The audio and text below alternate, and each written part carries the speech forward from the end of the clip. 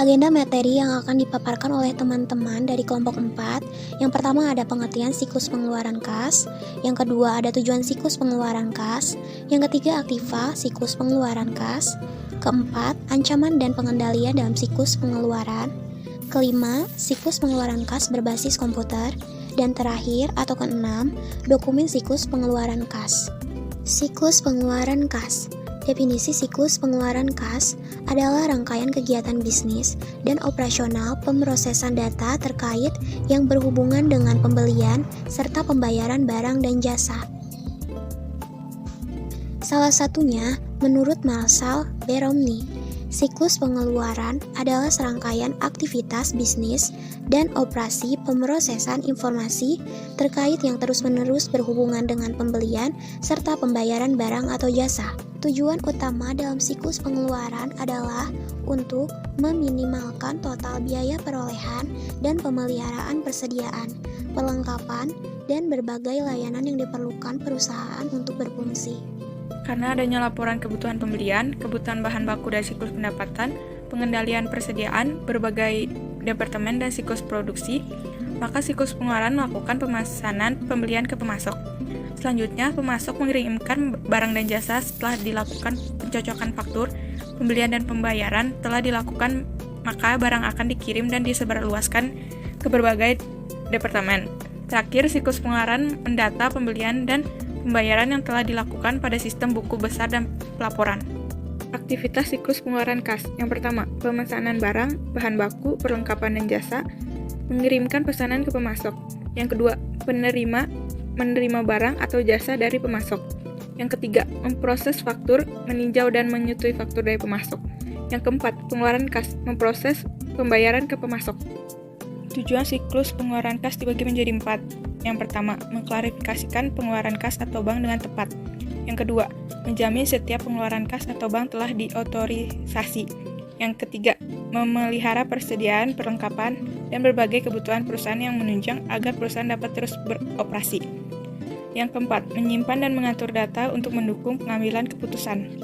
Pemesanan barang, bahan baku, perlengkapan dan jasa, mengirimkan pesanan ke pemasok.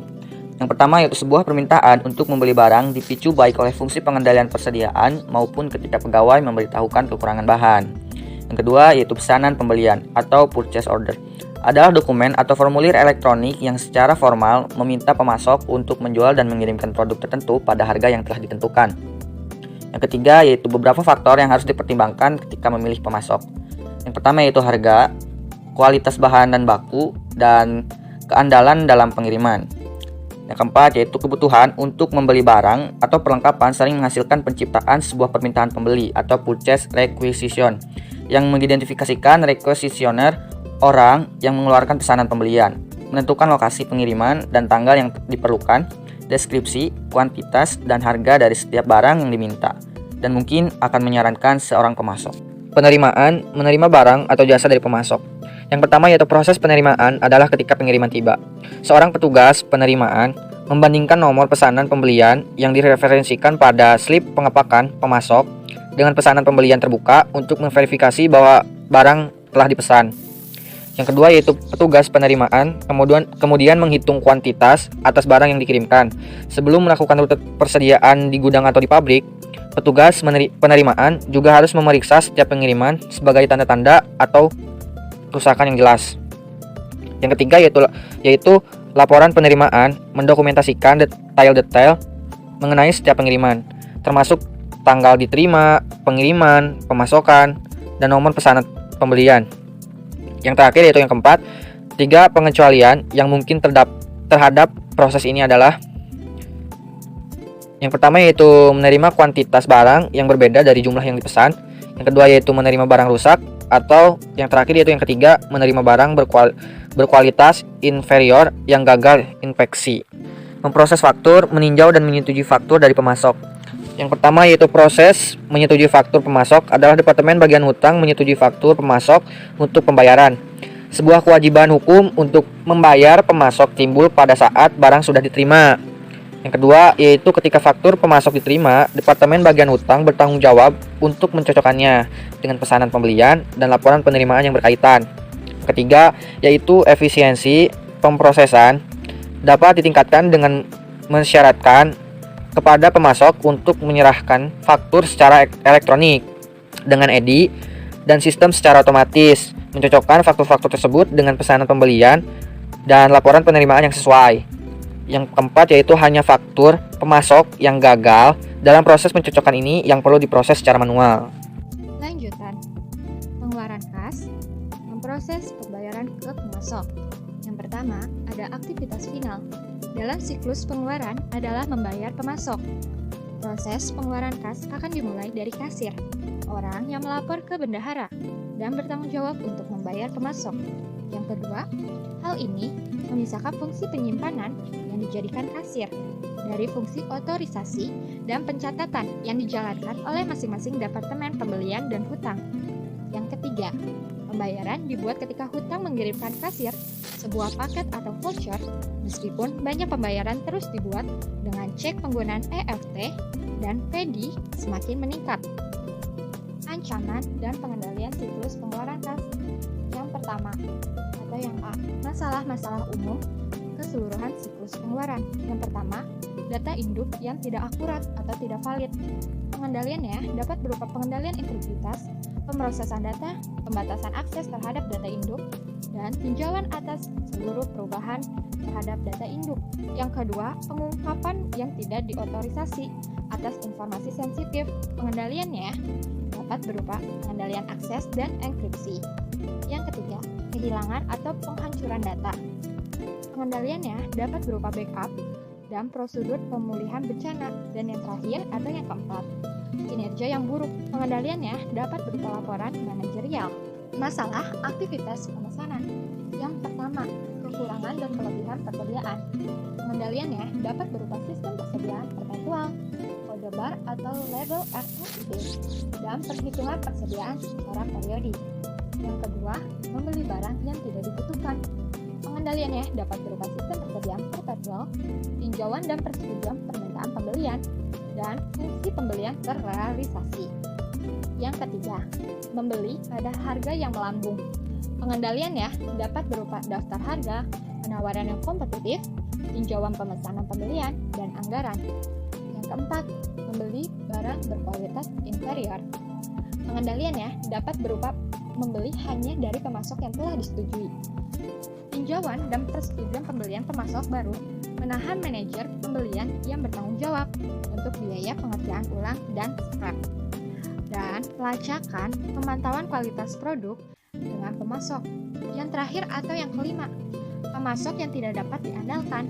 Pengendaliannya dapat berupa meminta pemasok untuk memiliki sertifikasi kualitas dan mengumpulkan dan mengawasi data kinerja pengiriman pemasok. Ancaman dan pengendalian siklus pengeluaran kas. C. Masalah aktivitas penerimaan. Yang pertama, menerima barang yang tidak dipesan. Pengendaliannya dapat berupa mensyaratkan keberadaan pesanan pembelian yang disetujui sebelum menerima setiap pengiriman. Yang kedua, kesalahan dalam perhitungan. Pengendaliannya dapat berupa tidak menginformasikan pegawai penerimaan mengenai kuantitas yang dipesan, mensyaratkan pegawai penerimaan untuk menandatangani laporan penerimaan, insentif, penggunaan kode barang, dan label RFID, dan konfigurasi sistem ERP untuk menandai diskrepansi antara kuantitas dipesan dan diterima yang melebihi toleransi ambang batas untuk penyelidikan. Yang ketiga, memverifikasi penerimaan jasa. Pengendaliannya dapat berupa pengendalian anggaran dan audit. Yang keempat, pencurian persediaan. Pengendalian dapat berupa pembatasan akses fisik atas kepersediaan dokumentasi atas seluruh transfer persediaan antara para pegawai. Ancaman dan pengendalian siklus pengeluaran kas. D. Masalah aktivitas menyetujui faktur pemasok. Yang pertama, kesalahan dalam faktur pemasok. Pengendaliannya dapat berupa verifikasi atas keakuratan faktur, mensyaratkan tanda terima mendetail untuk pembelian kartu penggandaan, pembatasan akses ke data induk pemasok, dan verifikasi tagihan biaya pengiriman dan penggunaan saluran pengiriman yang disetujui. Yang kedua, kesalahan dalam memposting ke hutang. Pengendaliannya dapat berupa pengendalian edit entry data dan rekonsiliasi catatan hutang yang detail dengan akun kontrol buku besar umum. Ancaman dan pengendalian siklus pengeluaran kas. E. Masalah aktivitas pengeluaran kas. 1. Kegagalan untuk memanfaatkan diskon bagi pembayaran tepat waktu. Pengendaliannya dapat berupa pengisian faktur berdasarkan tanggal jatuh tempo untuk diskon dan anggaran arus kas. 2. Membayar untuk barang yang tidak diterima. Pengendaliannya dapat berupa mensyaratkan bahwa seluruh faktur pemasok dicocokkan dengan dokumen pendukung yang diakui oleh penerimaan dan pengendalian persediaan. 3. Pembayaran duplikat. Pengendaliannya dapat berupa mensyaratkan sebuah paket voucher yang lengkap untuk semua pembayaran. Kebijakan untuk membayar hanya dari salinan asli atau faktur pemasok. Membatalkan seluruh dokumen pendukung ketika pembayaran dibuat. 4. Pencurian kas. Pengendaliannya dapat berupa keamanan fisik atas cek kosong dan mesin penandatanganan cek. Penggunaan komputer dan browser yang didedikasikan bagi perbankan secara online.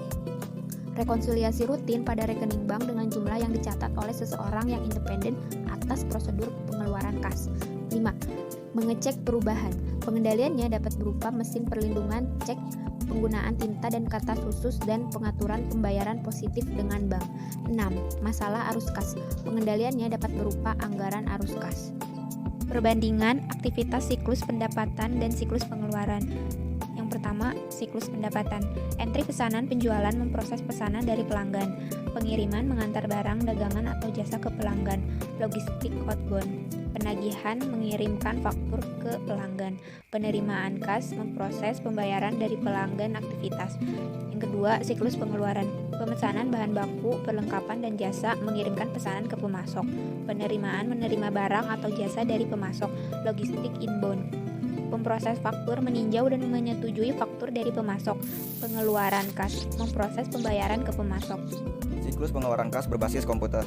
1. Prosedur permintaan. Mengidentifikasi barang apa yang akan dibeli, kapan dibutuhkan, dan berapa banyak yang akan dibeli. Keputusan ini normalnya dibuat oleh fungsi pengawas persediaan atau inventory control.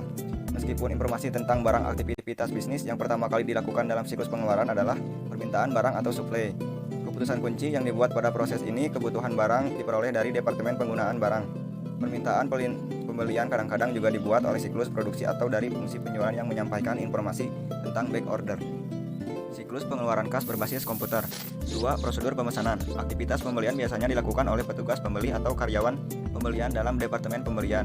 Aktivitas pokok yang kedua dalam siklus pengeluaran adalah pemesanan suplai dan bahan baku. Pemilihan pemasok. Keputusan penting yang dibuat pada tahap ini adalah pemilihan pemasok dengan mempertimbangkan harga, kualitas, dan kuantitas pengiriman. Komitmen terhadap kualitas dan pengiriman yang dimiliki oleh para pemasok sangat penting, karena keterlambatan pengiriman atau dalam pengiriman terdapat produk cacat dapat mengancam seluruh sistem. Hal ini dimaksudkan untuk menghindari proses seleksi pemasok ketika akan membeli barang yang sama di kemudian hari. Dengan cara ini, maka kinerja pemasok secara periodik dievaluasi untuk menentukan apakah pemasok tersebut masih dapat dipertahankan atau tidak. Evaluasi ini tidak hanya melibatkan masalah harga, namun juga kualitas produk yang dibeli dan kinerja pengiriman barang. Siklus pengeluaran kas berbasis komputer. 3. Prosedur penerimaan barang. Aktivitas ketiga dalam siklus pengeluaran adalah menerima dan menyimpan barang yang dipesan. Departemen penerima barang bertanggung jawab untuk menerima barang yang dikirim oleh pemasok. Setelah barang diterima, kemudian dilaporkan ke manajer bagian gudang untuk kemudian meneruskannya ke manajer pabrik.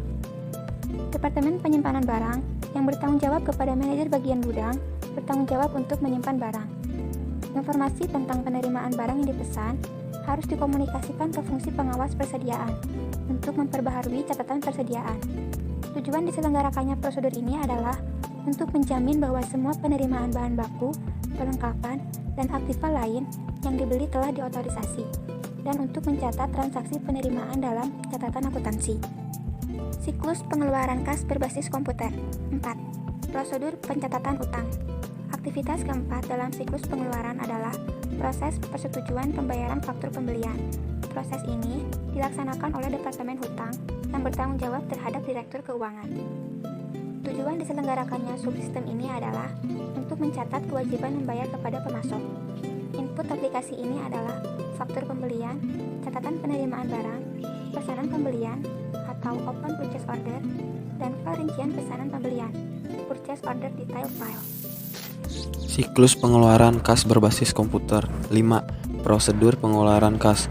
Aktivitas terakhir pada siklus pengeluaran kas adalah pembayaran tahun yang telah disetujui. Aktivitas ini disebut dengan aktivitas pengeluaran kas, dilaksanakan oleh kasir yang bertanggung jawab kepada manajer keuangan. Tujuan diselenggarakan aplikasi ini adalah untuk menjamin bahwa pembayaran kepada pemasok dilakukan tepat waktu dan dalam jumlah yang benar. Input bagi aplikasi ini adalah catatan dari file voucher. Dokumen yang digunakan dalam siklus ini adalah jenis transaksinya adalah pembelian kredit, pengeluaran kas, retur pembelian. Dokumen yang digunakan adalah permintaan pembelian, pesanan pembelian, laporan penerimaan barang, voucher, cek, memo debit.